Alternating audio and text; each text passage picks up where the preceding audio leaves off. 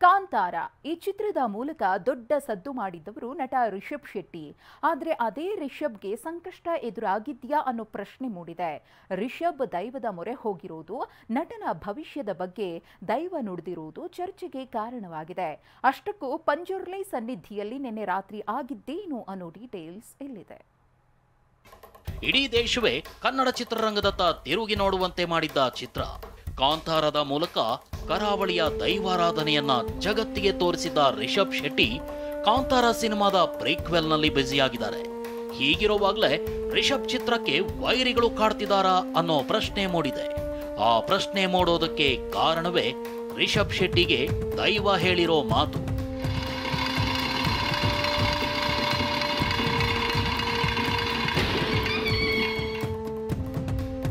ಕಾಂತಾರದ ರಿಷಬ್ ಶೆಟ್ಟಿಗೆ ಕಾಡ್ತಿದೆಯಾ ವೈರಿಗಳ ಭಯ?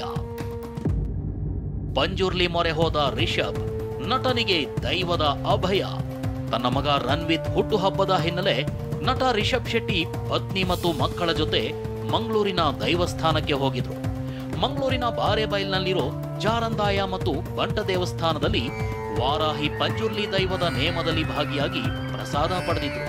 ವಿಷಯ ಏನು ಅಂದ್ರೆ, ಇದೇ ನೇಮೋತ್ಸವದಲ್ಲಿ ದೈವ ನುಡಿದ ಮಾತೊಂದು ಭಾರಿ ಚರ್ಚೆಗೆ ಕಾರಣವಾಗಿದೆ.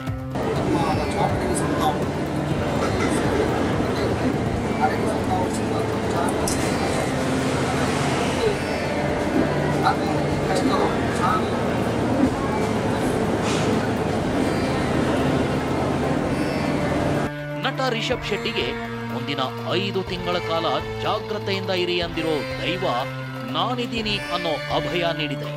ನಟ ರಿಷಬ್ ಶೆಟ್ಟಿ ಪಂಜುರ್ಲಿ ದೈವದ ಮೊರೆ ಹೋಗಿರುವಂಥದ್ದು ಮಂಗಳೂರಿನ ಬಾರೆಬೈಲಿನಲ್ಲಿರ್ತಕ್ಕಂಥ ಪಂಜುರ್ಲಿ ದೇವಸ್ಥಾನಕ್ಕೆ ಬಂದು ಪ್ರಾರ್ಥನೆಯನ್ನು ಕೂಡ ಮಾಡ್ಕೊಂಡಿದ್ದಾರೆ. ರಿಷಬ್ ಶೆಟ್ಟಿಯವರು ದೈವದ ಮೊರೆ ಹೋಗಿರುವಂಥದ್ದು, ಇಲ್ಲಿ ಪ್ರಮುಖವಾಗಿ ದೈವ ರಿಷಬ್ ಶೆಟ್ಟಿಯವರಿಗೆ ಅಭಯವನ್ನು ನೀಡಿರುವಂಥದ್ದು. ಅಂದರೆ ಜಗತ್ತಿನೆಲ್ಲೆಡೆ ನಿನಗೆ ದುಶ್ಮನ್ಗಳು ಇದ್ದಾರೆ, ನಿನ್ನ ಸಂಸಾರ ಹಾಳು ಮಾಡೋದಕ್ಕೂ ಕೂಡ ಪ್ರಯತ್ನವನ್ನು ಮಾಡ್ತಿದ್ದಾರೆ ಎನ್ನುವಂಥ ನಿಟ್ಟಿನಲ್ಲಿ ಎಚ್ಚರಿಕೆಯನ್ನು ಕೂಡ ಪಂಜುರ್ಲಿ ದೈವ ನೀಡಿರುವಂಥದ್ದು. ನೇಮೋತ್ಸವದಲ್ಲಿ ದೈವದ ಮುಂದೆ ರಿಷಬ್ ನಿಲ್ತಾ ಇದ್ದಂತೆ ಕೆಲ ಗಂಭೀರ ವಿಷಯಗಳ ಮೂಲಕ ದೈವ ಎಚ್ಚರಿಕೆಯ ನುಡಿ ಕೊಟ್ಟಿದೆ. ಜಾಗರೂಕತೆಯಿಂದ ಇರುವಂತೆ ಸೂಚನೆ ನೀಡಿದೆ. ಸಂಸಾರ ಜೀವನ ಎಂಬ ಪದ ಉಲ್ಲೇಖಿಸಿರೋ ದೈವ ನಟ ರಿಷಬ್ರ ಚಿತ್ರತಂಡ ಮತ್ತು ಸಿನಿಮಾ ಸಂಸಾರದ ಬಗ್ಗೆ ನುಡಿ ಕೊಟ್ಟಿದೆ. ಅವರ ಸಿನಿಮಾ ಬಂದಾಗ ಸಣ್ಣ ಪುಟ್ಟ ಅಡೆತಡೆ ಇರೋದು ಸಹಜ. ಹೀಗಾಗಿ ಅವರನ್ನ ನೋಡಿದ ಕೂಡಲೇ ದೈವ ಅವರಿಗೆ ಸೂಚನೆ ಕೊಟ್ಟಿದೆ ಅಂತಾರೆ ದೈವಸ್ಥಾನದ ಪ್ರಮುಖರು. ಅಮ್ಮ ಆದವರು ಜಾಗೃತೆಯಲ್ಲಿ ಹೋಗಿ ಎಡವಿ ಬೀಳಬೇಡ ಅಂತ ಹೇಳುವಂಥದ್ದು. ಅಂಥ ಭಾಷೆಯನ್ನು ತಾಯಿಯ ಸ್ಥಾನದಲ್ಲಿ ನಿಂತುಕೊಂಡು ವಾರಾಹಿ ಪಂಜುರ್ಲಿ ಅವರಿಗೆ ಏನು ಗಡಿಬಿಡಿ ಮಾಡಬೇಡ, ಏನು ಇದು ಸೆಟ್ಟುಕೊಳ್ಬೇಡ, 5 ತಿಂಗಳೊಳಗೆ ಏನಾದರೂ ಕಿರಿಕಿರಿ ಇದ್ದರೆ ಅದನ್ನು ಸರಿ ಮಾಡಿ ಕೊಡ್ತೇನೆ ಎಂಬಂಥ ಮಾತನ್ನು ಕೊಟ್ಟಿದೆ. ಅಷ್ಟಕ್ಕೂ ಕಾಂತಾರ ಬಿಡುಗಡೆ ಬಳಿಕ ಹಾಗೂ ಪ್ರೀಕ್ವೆಲ್ ಸೆಟ್ ಏರ್ತಾ ಇದ್ದಂತೆ ರಿಷಬ್ಗೆ ಒಂದಿಲ್ಲೊಂದು ಅಡೆತಡೆಗಳು ಎದುರಾಗ್ತಲೇ ಇವೆ.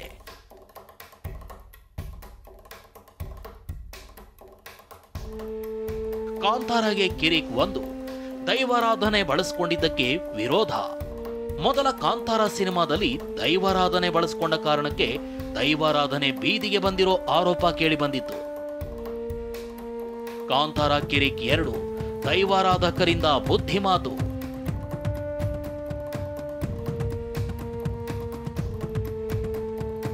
ಇನ್ನು ಕಾಂತಾರ ಪ್ರೀಕ್ವೆಲ್ ಶುರುವಾಗುತ್ತೆ ಅನ್ನೋದು ಗೊತ್ತಾಗ್ತಾ ಇದ್ದಂತೆ ದೈವಾರಾಧಕರು ದೇವಸ್ಥಾನಗಳಲ್ಲಿ ಪೂಜೆ ಸಲ್ಲಿಸಿ ಚಿತ್ರತಂಡಕ್ಕೆ ಒಳ್ಳೆ ಬುದ್ಧಿ ಬರಲಿ ಅಂತ ಪ್ರಾರ್ಥಿಸಿದ್ರು.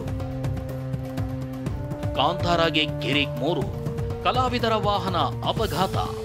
ಇನ್ನು ಕಾಂತಾರ ಪ್ರೀಕ್ವೆಲ್ ಶೂಟಿಂಗ್ ವೇಳೆ ಉಡುಪಿ ಜಿಲ್ಲೆ ಮದೂರಿನ ಜಡ್ಕಲ್ ಎಂಬಲ್ಲಿ ಜೂನಿಯರ್ ಆರ್ಟಿಸ್ಟ್ ಕೊಂಡೊಯ್ತಾ ಇದ್ದ ವಾಹನ ಅಪಘಾತವಾಗಿತ್ತು.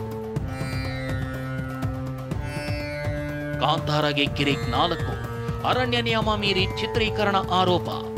ಹಾಸನ ಜಿಲ್ಲೆ ಸಕಲೇಶ್ಪುರದ ಗವಿಗುಡ್ಡ ಡೀಮ್ಡ್ ಅರಣ್ಯದಲ್ಲಿ ಚಿತ್ರತಂಡ ಅರಣ್ಯ ಇಲಾಖೆ ನಿಯಮ ಉಲ್ಲಂಘಿಸಿದ ಆರೋಪ ಕೇಳಿಬಂದಿತ್ತು.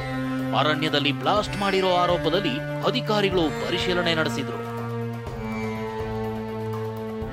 ಹೀಗೆ ಸಾಲು ಸಾಲು ಕಿರಿಕುಗಳು ಚಿತ್ರತಂಡಕ್ಕೆದುರಾಗಿವೆ.